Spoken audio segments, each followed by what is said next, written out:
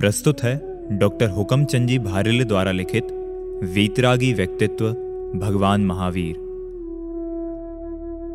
भगवान महावीर द्वारा प्रतिपादित सिद्धांत जितने गूढ़, गंभीर व ग्राह्य हैं, उनका वर्तमान जीवन उतना ही सादा, सरल एवं सपाट है। उसमें विविधताओं को कोई स्थान प्राप्त नहीं है। उनका वर्तमान जीवन घटना बहुल नहीं है। घटनाओं में उनके व्यक्तित्व को खोजना भी व्यर्थ है। घटना समग्र जीवन के एक खंड पर प्रकाश डालती है। घटनाओं में जीवन को देखना, उसे खंडों में बांटना है। भगवान महावीर का व्यक्तित्व अखंड है, अविभाज्य है। उसका विभाजन संभव नहीं है। उनके व्यक्तित्व को घटनाओं में बांटना, उनके व्यक्तित्व को खंडित करना है। अखंडित दर्पण में बिंब अखंड और विशाल प्रतिबिंबित होते हैं, किंतु कांच के टूट जाने पर प्रतिबिंब भी अनेक और क्षुद्र हो जाते हैं। उनकी एकता और विशालता खंडित हो जाती है। वे अपना वास्तविक अर्थ खो देते हैं। भगवान महावीर के आकाशवत विशाल और सागर से गंभीर व्यक्तित्व को बालक वर्धमान की बाल सुलभ क्रीड़ाओं से जोड़ने पर उनकी गरिमा बढ़ती नहीं, वरन खंडित होती है। सन्मति शब्द का कितना भी महान अर्थ क्यों ना हो, पर केवल ज्ञान की विराटता को अपने में नहीं समेट सकता। केवल ज्ञानी के लिए सन्मति नाम छोटा ही पड़ेगा, ओछा ही रहेगा। वह केवल ज्ञानी की महानता व्यक्त करने में समर्थ नहीं हो सकता। जिनकी वाणी एवं दर्शन ने अनेकों की शंकाएं समाप्त की हो, अनेकों को सन्मार्ग दिखाया हो, सतपथ में लगाया हो, उनकी महानता को किसी एक की शंका को समाप्त करने वाली घटना कुछ विशेष व्यक्त नहीं कर सकती। बढ़ते तो अपूर्ण हैं। जो पूर्णता को प्राप्त हो चुका हो, उसे वर्धमान कहना कहां तक सार्थक हो सकता है। इसी प्रकार महावीर की वीरता को सांप और हाथी वाली घटनाओं से नापना कहां तक संगत है, यह एक विचारने की बात है। यद्यपि महावीर के जीवन संबंधी उक्त घटनाएं शास्त्रों में वर्णित हैं, तथापि वे बालक वर्धमान को वृद्धिंगत बताती हैं, भगवान महावीर को नहीं। सांप से न डरना बालक वर्धमान के लिए गौरव की बात हो सकती है। हाथी को वश में करना राजकुमार वर्धमान के लिए प्रशंसनीय कार्य हो सकता है, भगवान महावीर के लिए नहीं। आचार्यों ने उन्हें यथास्थान ही इंगित किया है। वन विहारी पूर्ण अभय को प्राप्त महावीर एवं पूर्ण वीतरागी सर्व स्वातंत्र के उद्घोषक तीर्थंकर भगवान महावीर के लिए सांप से न डरना, हाथी को काबू में रखना क्या महत्व रखते हैं। जिस प्रकार बालक के जन्म के समय इष्ट मित्र व संबंधी जन वस्त्रादि लाते हैं, और कभी कभी तो सैकड़ों जोड़ी वस्त्र बालक के लिए इकट्ठे हो जाते हैं। लाते तो सभी बालक के अनुरूप ही हैं, पर वे सब कपड़े तो बालक को पहनाए नहीं जा सकते। बालक दिन प्रतिदिन बढ़ता जाता है, वस्त्र तो बढ़ते नहीं। जब बालक 20-25 वर्ष का हो जावे, तब कोई माँ उसे वही वस्त्र पहनाने की सोचे जो जन्म के समय आए थे और जिनका प्रयोग नहीं हो पाया था, तो क्या वे वस्त्र 20-25 वर्षीय युवक को आ पाएंगे? नहीं आने पर वस्त्र लाने वालों को भला बुरा कहे तो यह उसकी मूर्खता मानी जाएगी, वस्त्र लाने वालों की नहीं। उसी प्रकार महावीर के वर्धमान, वीर, अतिवीर आदि नाम उन्हें उस समय दिए गए थे जब वे नित्य बढ़ रहे थे, सन्मति थे, बालक थे, राजकुमार थे। उन्हीं घटनाओं और नामों को लेकर हम तीर्थंकर भगवान महावीर को समझना चाहें तो यह हमारी बुद्धि की ही कमी होगी, न कि लिखने वाले आचार्यों की। वे नाम, वे वीरता की चर्चाएं यथा समय सार्थक थीं। तीर्थंकर महावीर के विराट व्यक्तित्व को समझने के लिए हमें उन्हें विरागी वीतरागी दृष्टिकोण से देखना होगा। वे धर्म क्षेत्र के वीर, अतिवीर और महावीर थे, युद्ध क्षेत्र के नहीं। युद्ध क्षेत्र और धर्म क्षेत्र में बहुत बड़ा अंतर है। युद्ध क्षेत्र में शत्रु का नाश किया जाता है और धर्म क्षेत्र में शत्रुता का। युद्ध क्षेत्र में पर को जीता जाता है और धर्म क्षेत्र में स्वयं को। युद्ध क्षेत्र में पर को मारा जाता है और धर्म क्षेत्र में अपने विकारों को। महावीर की वीरता में दौड़ धूप नहीं, उछल कूद नहीं, मार काट नहीं, हाहाकार नहीं, अनंत शांति है। उनके व्यक्तित्व में वैभव की नहीं, वीतराग विज्ञान की विराटता है। जब जब यह कहा जाता है कि महावीर का जीवन घटना प्रधान नहीं है, तब उसका आशय यही होता है कि दुर्घटना प्रधान नहीं है, क्योंकि तीर्थंकर के जीवन में आवश्यक शुभ घटनाएं तो पंच कल्याणक ही हैं। वे तो महावीर के जीवन में घटी ही थी। दुर्घटनाएं घटना कोई अच्छी बात तो है नहीं कि जिनके घटे बिना जीवन जीवन ही ना रहे। और एक बात यह भी तो है कि दुर्घटनाएं या तो पाप के उदय से घटती हैं या पाप भाव के कारण। जिसके जीवन में ना पाप का उदय हो और ना पाप भाव हो, तो फिर दुर्घटनाएं कैसे घटेंगी, क्यों घटेंगी? अनिष्ट संयोग पाप के उदय के बिना संभव नहीं है, तथा वैभव और भोगों में उलझाव पाप भाव के बिना असंभव है। भोग के भाव रूप पाप भाव के सद्भाव में घटने वाली घटनाओं में शादी एक ऐसी दुर्घटना है जिसके घट जाने पर दुर्घटनाओं का एक कभी ना समाप्त होने वाला सिलसिला आरंभ हो जाता है। सौभाग्य से महावीर के जीवन में यह दुर्घटना न घट सकी। एक कारण यह भी है कि उनका जीवन घटना प्रधान नहीं है। लोग कहते हैं कि बचपन में किसके साथ क्या नहीं घटता, किसके घुटने नहीं फूटते, किसके दांत नहीं टूटते। महावीर के साथ भी निश्चित रूप से यह सब कुछ घटा ही होगा, भले ही आचार्यों ने ना लिखा हो। पर भाई साहब, दुर्घटनाएं बचपन से नहीं, बचपने से घटती हैं। महावीर के बचपन तो आया था, पर बचपना उनमें नहीं था। अतः घुटने फूटने और दांत टूटने का सवाल ही नहीं उठता। वे तो बचपन से ही सरल, शांत एवं चिंतनशील व्यक्तित्व के धनी थे। उपद्रव करना उनके स्वभाव में ही ना था, और बिना उपद्रव के दांत टूटना, घुटने फूटना संभव नहीं। कुछ लोगों का कहना यह भी है कि ना सही बचपन में, पर जवानी तो घटनाओं का ही काल है। जवानी में तो कुछ ना कुछ घटा ही होगा। पर बंधुवर, जवानी में दुर्घटनाएं उनके साथ घटती हैं जिन पर जवानी चढ़ती है। महावीर तो जवानी पर चढ़े थे, जवानी उन पर नहीं। जवानी चढ़ने का अर्थ है यौवन संबंधी विकृतियां उत्पन्न होना, और जवानी पर चढ़ने का तात्पर्य शारीरिक सौष्ठव का पूर्णता को प्राप्त होना है। राग संबंधी विकृति भोगों में प्रकट होती है और द्वेष संबंधी विद्रोह में। ना वे रागी थे ना द्वेषी, अतः ना वे भोगी थे और ना ही द्रोही। महावीर ने विद्रोह नहीं, अद्रोह किया था। विद्रोह द्रोह का ही एक भेद है। द्रोह स्वयं एक विकार है। उन्होंने न स्वयं से द्रोह किया न दूसरों से। उन्होंने द्रोह का अभाव किया था, अतः उन्हें अद्रोही ही कहा जा सकता है, विद्रोही नहीं। द्रोह द्रोह को उत्पन्न करता है। द्रोह से अद्रोह का जन्म नहीं हो सकता। उन्होंने किसी के प्रति विद्रोह करके घर नहीं छोड़ा था। उनका त्याग विद्रोह मूलक ना था। उनके त्याग और संयम के कारणों को दूसरों में खोजना उनके साथ अन्याय है। वे ना काहू से दोस्ती ना काहू से बैर के रास्ते पर चले थे। वीतरागी पथ पर चलने वाले विरागी महावीर को समझने के लिए उनके अंतर में झांकना होगा। उनका वैराग्य देश काल की परिस्थितियों से उत्पन्न नहीं हुआ था, उसके कारण उनके अंतरंग में विद्यमान थे। उनका वैराग्य परोपजीवी नहीं था। जो वैराग्य किन्हीं विशिष्ट परिस्थितियों के कारण उत्पन्न होता है, वह क्षणजीवी होता है। परिस्थितियों के बदलते ही उसका समाप्त हो जाना संभव है।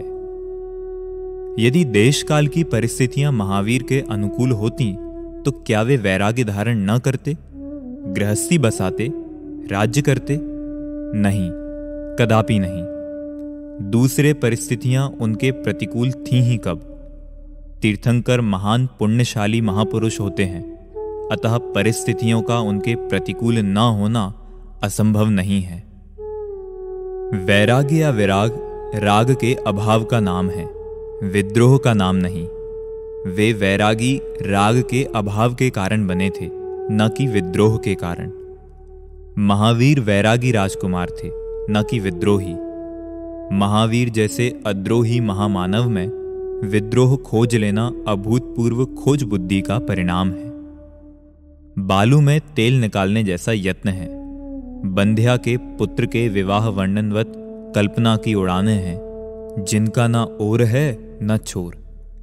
घर में जो कुछ घटता है अपनी ओर से घटता है, पर वन में तो बाहर से बहुत कुछ घट जाने के प्रसंग रहते हैं, क्योंकि घर में बाहर के आक्रमण से सुरक्षा का प्रबंध प्रायः रहता है।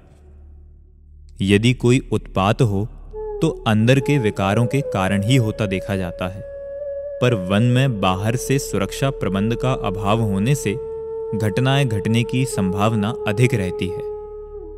माना कि महावीर का अंतर विशुद्ध था, अतः घर में कुछ ना घटा, पर वन में तो घटा ही होगा। हाँ, अवश्य घटा था, पर लोक जैसे घटने को घटना मानता है, वैसा कुछ नहीं घटा था। राग द्वेष घट गए थे, तब तो वे वन को गए ही थे। क्या राग द्वेष का घटना कोई घटना नहीं है? पर बहिर्मुखी दृष्टि वाले को राग द्वेष घटने में कुछ घटना सा नहीं लगता। यदि तिजोरी में से 1,00,000 2,00,000 रुपया घट जाए, शरीर में से कुछ खून घट जाए, आंख, नाक, कान घट जाए, कट जाए, तो इसे बहुत बड़ी घटना लगती है। पर राग द्वेष घट जाए तो इसे घटना ही नहीं लगता। वन में ही तो महावीर रागी से वीतरागी बने थे, अल्पज्ञानी से पूर्ण ज्ञानी बने थे। सर्वज्ञता और तीर्थंकरत्व वन में ही तो पाया था। क्या ये घटनाएं छोटी हैं? क्या कम हैं? इनसे बड़ी भी कोई घटना हो सकती है? मानव से भगवान बन जाना कोई छोटी घटना है, पर जगत को तो इसमें कोई घटना सी ही नहीं लगती। तोड़ फोड़ की रुचि वाले जगत को तोड़ फोड़ में ही घटना नजर आती है। अंतर में शांति से चाहे जो कुछ घट जाए, उसे वह घटना सा ही नहीं लगता। अंतर में जो कुछ प्रतिपल घट रहा है, वह तो उसे दिखाई नहीं देता। बाहर में कुछ हलचल हो तभी कुछ घटा सा लगता है। जब तक देवांगनाएं लुभाने को ना आवें और उनके लुभाने पर भी कोई महापुरुष ना डिगे, तब तक हमें उसकी विरागता में शंका बनी रहती है। जब तक कोई पत्थर ना बरसाए, उपद्रव ना करे और उपद्रव में भी कोई महात्मा शांत ना बना रहे, तब तक हमें उसकी वीत द्वेषता समझ में नहीं आती। यदि प्रबल पुण्योदय से किसी महात्मा के इस प्रकार के प्रतिकूल संयोग ना मिले, तो क्या वह वीतरागी और वीत द्वेषी नहीं बन सकता? क्या वीतरागी और वीत द्वेषी बनने के लिए देवांगनाओं का डिगाना और राक्षसों का उपद्रव करना आवश्यक है?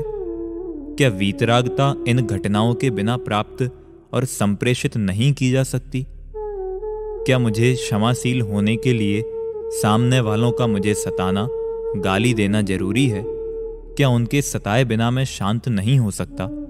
ये कुछ प्रश्न ऐसे प्रश्न हैं जो बाह्य घटनाओं की कमी के कारण महावीर के चरित्र में रूखापन मानने वालों और चिंतित होने वालों के लिए विचारणीय है। महावीर के साथ वन में क्या घटा था? वन में जाने से पूर्व ही महावीर बहुत कुछ तो वीतरागी हो ही गए थे। रहा सहा राग भी तोड़ पूर्ण वीतरागी बनने नग्न दिगंबर हो वन को चल पड़े थे। उनके लिए वन और नगर में कोई भेद नहीं रहा था। सब कुछ छूट गया था। वे सबसे टूट गए थे। उन्होंने सब कुछ छोड़ा था, कुछ ओढ़ा ना था। वे साधु बने नहीं, हो गए थे। साधु बनने में भेष पलटना पड़ता है, साधु होने में स्वयं ही पलट जाता है। स्वयं को बदल जाने पर वेश भी सहज ही बदल जाता है। वेश बदल क्या जाता है? सहज वेश हो जाता है, यथाजात वेश हो जाता है। जैसा पैदा हुआ था वही रह जाता है, बाकी सब कुछ छूट जाता है। वस्तुतः साधु की कोई ड्रेस नहीं है। सब ड्रेसों का त्याग ही साधु का वेश है। ड्रेस बदलने से साधुता नहीं आती, साधुता आने पर ड्रेस छूट जाती है। यथा जात रूप ही सहज वेश है, और सब वेश तो श्रम साध्य हैं, धारण करने रूप हैं। वे साधु के वेश नहीं हो सकते, क्योंकि उनमें गांठ है, उनमें गांठ बांधना अनिवार्य है। साधुता बंधन नहीं है, उसमें सर्व बंधनों की अस्वीकृति है। साधु का कोई वेश नहीं होता, नग्नता कोई वेश नहीं, वेश साज संभार है। साधु को सजने संवरने की फुर्सत ही कहाँ है, उसका सजने का भाव ही चला गया है। सजने में मैं दूसरों को कैसा लगता हूं का भाव प्रमुख रहता है। साधु को दूसरों से प्रयोजन ही नहीं है, वह जैसा है वैसा ही है। वह अपने में ऐसा मग्न है कि दूसरों के बारे में सोचने का काम ही नहीं। दूसरे उसके बारे में क्या सोचते हैं इसकी उसे परवाह ही नहीं। सर्ववेश श्रृंगार के सूचक हैं, साधु को श्रृंगार की आवश्यकता ही नहीं, अतः उसका कोई वेश नहीं होता। दिगंबर कोई वेश नहीं है, संप्रदाय नहीं है, वस्तु का स्वरूप है। पर हम वेशों को देखने के आदी हो गए हैं कि वेश के बिना सोच ही नहीं सकते। हमारी भाषा वेशों की भाषा हो गई है, अतः हमारे लिए दिगंबर भी वेश हो गया है। हो क्या गया, कहा जाने लगा है। सब वेशों में कुछ उतारना पड़ता है और कुछ पहनना होता है, पर इसमें छोड़ना ही छोड़ना है, ओढ़ना कुछ भी नहीं। छोड़ना भी क्या, उघड़ना है, छूटना है। अंदर से सब कुछ छूट गया है, देह भी छूट गई है, पर बाहर से अभी वस्त्र ही छूटे हैं। देह छूटने में अभी कुछ समय लग सकता है, पर वह भी छूटनी है, क्योंकि उसके प्रति भी जो राग था वह टूट चुका है। देह रह गई है तो रह गई है, जब छूटेगी तब छूट जाएगी, पर परवाह उसकी भी छूट गई है। मुनिराज वर्धमान नगर छोड़ वन में चले गए, पर वे वन में भी गए कहाँ हैं?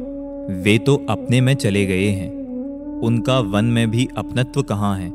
उन्हें वनवासी कहना भी उपचार है। वे वन में भी कहाँ रहे? वे तो आत्मवासी हैं। ना उन्हें नगर से लगाव है ना वन से, वे तो दोनों से अलग हो गए हैं। उनका तो पर से अलगाव ही अलगाव है। रागी वन में जाएगा तो कुटिया बनाएगा, वहां भी घर बसाएगा, ग्राम और नगर बसाएगा। भले ही उसका नाम कुछ भी हो, है तो घर ही। रागी वन में भी मंदिर के नाम पर महल बसाएगा, महलों में भी उपवन बसाएगा। वह वन में रहकर भी महलों को छोड़ेगा नहीं, महलों में रहकर भी वन को छोड़ेगा नहीं। उनका चित्त जगत के प्रति सजग न होकर आत्मनिष्ठ हो गया था। देश काल की परिस्थितियों के कारण उन्होंने अपनी वासनाओं को दमन नहीं किया था। उन्हें दमन की आवश्यकता भी ना थी, क्योंकि वासनाएं स्वयं अस्त हो चुकी थीं। उन्होंने सर्वथा मौन धारण कर लिया था। उनको बोलने का भाव भी ना रहा था। वाणी पर से जोड़ती है, उन्हें पर से जुड़ना ही ना था। वाणी विचारों की वाहक है, वह विचारों का आदान प्रदान करने में निमित्त है। वह समझने समझाने के काम आती है। उन्हें किसी से कुछ समझना ही ना था। जो समझने योग्य था उसे वे अच्छी तरह समझ चुके थे, अब तो उसमें मग्न थे। उन्हें किसी को समझाने का राग भी ना रहा था, अतः वाणी का क्या प्रयोजन। वाणी उन्हें प्राप्त थी, पर वाणी की उन्हें आवश्यकता ही ना थी। जो उन्हें चाहिए ही नहीं, वह रहे तो रहे और ना रहे तो ना रहे, उससे उन्हें क्या। रहे तो ठीक, ना रहे तो ठीक, वे तो निरंतर आत्मचिंतन में ही लगे रहते थे। नहाना धोना सब कुछ छूट गया था। वे स्नान और दंत धोवन के विकल्प से भी परे थे। शत्रु और मित्र में समभाव रखने वाले मुनिराज वर्धमान गिरी कंदराओं में वास करते थे। वस्तुतः ना उनका कोई शत्रु ही रहा था और ना कोई मित्र। मित्र और शत्रु राग द्वेष की उपज हैं। जब उनके राग द्वेष ही समाप्त प्रायः थे, तब शत्रु मित्रों के रहने का कोई प्रश्न ही नहीं रह गया था। मित्र रागियों के होते हैं और शत्रु द्वेषियों के। वीतरागियों का कौन मित्र और कौन शत्रु। कोई उनसे शत्रुता करो तो करो, मित्रता करो तो करो, उन पर उनकी कोई प्रतिक्रिया नहीं होती है। शत्रु मित्र के प्रति समभाव का अर्थ ही शत्रु मित्र का अभाव है। उनके लिए उनका ना कोई शत्रु था और ना कोई मित्र। अन्य लोग उन्हें अपना शत्रु मानो तो मानो, अपना मित्र मानो तो मानो, अब वे किसी के कुछ भी ना रह गए थे। किसी का कुछ रहने में कुछ लगाव होता है, उन्हें जगत से कोई लगाव ही ना रहा था। एक अघट घटना महावीर के जीवन में अवश्य घटी थी। आज से 2526 वर्ष पहले दीपावली के दिन जब वे घट अर्थात देह से अलग हो गए थे, अघट हो गए थे, घट घट के वासी होकर भी घटवासी ना रहे थे। गृहवासी और वनवासी तो बहुत दूर की बात है, अंतिम घट को भी त्याग मुक्त हो गए थे। इससे अभूतपूर्व घटना किसी के जीवन में कोई अन्य नहीं हो सकती, पर यह जगत इसको घटना माने तब ना। इस प्रकार जगत से सर्वथा अलिप्त, संपूर्णतः आत्मनिष्ठ महावीर के जीवन को समझने के लिए उनके अंतर में झांकना होगा कि उनके अंतर में क्या कुछ घटा। उन्हें बाहरी घटनाओं से नापना, बाहरी घटनाओं में बांधना संभव नहीं है। यदि हमने उनके ऊपर अघट घटनाओं को थोपने की कोशिश की तो वास्तविक महावीर तिरोहित हो जाएंगे, वे हमारी पकड़ से बाहर हो जाएंगे, और जो महावीर हमारे हाथ लगेंगे वे वास्तविक महावीर ना होंगे, तेरी मेरी कल्पना के महावीर होंगे। यदि हमें वास्तविक महावीर चाहिए तो उन्हें कल्पनाओं के घेरों में ना घेरिए, उन्हें समझने का यत्न कीजिए। अपनी विकृत कल्पनाओं को उन पर थोपने की अनधिकार चेष्टा मत कीजिए। धन्यवाद।